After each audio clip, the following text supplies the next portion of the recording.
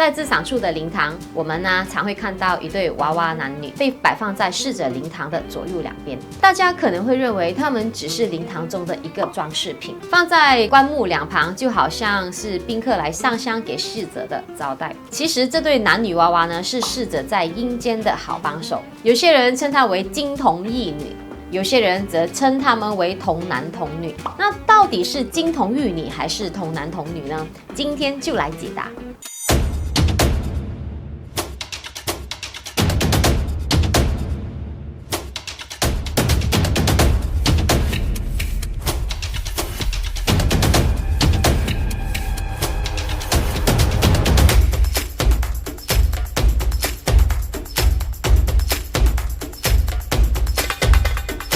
观音大士身旁有善财尊者与龙女尊者随带，民间称这两尊者为金童玉女，而民间信仰吸纳了佛教与道教的说法，在逝者灵位前以纸扎打造制作成童男童女之像，称为金童玉女。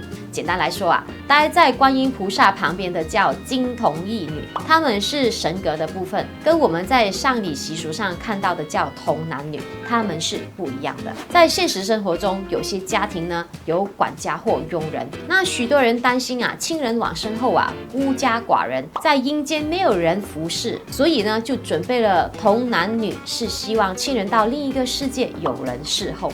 童男童女其实就是在阴间的仆人，他们就是嗣后往生者的好帮手。那其实童男女背后带着一个凄凉的故事。古代的富豪希望自己死后成仙，到达极乐世界永生不老。他们认为呢，小孩有灵根仙气，童男童女呢是最能帮助他们成就升仙的愿望，也能在阴间服侍往生者。开始呢有活人宣葬，那童男女呢会被选中放入墓室成为陪葬品，有些家境贫寒、地位低微，甚至被残忍杀死陪葬。历史记载，在安阳武关村一虚公陵区内，已发掘的10几座大墓中，被生熏、煞熏的有多达5000多个人，熏葬的多数是未成年的儿童。那这种举动呢，有够残忍。直到明朝的时代，小孩活埋熏葬的行为被全面废止，而后演变成用现在你看到的纸扎人物来代替小孩。